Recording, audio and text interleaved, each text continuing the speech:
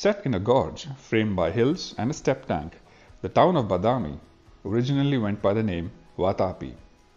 This, after a mythical form-changing Asura who is known to have dwelled here. The name was later changed to Badami, owing to the almond-coloured rocks. Almond in Sanskrit is known as Vadam.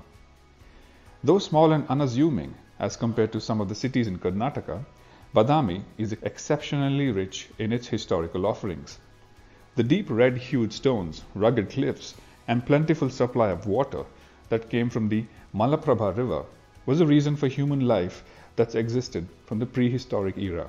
Centuries later, Badami went on to become home for some of the key rulers of the Deccan.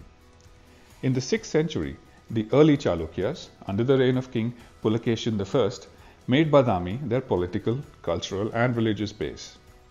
From there on, Badami continued to remain a preferred strategic location under the governance of rulers like the later Chalukyas, Vijayanagara, the Adil Shahis, and the Marathas.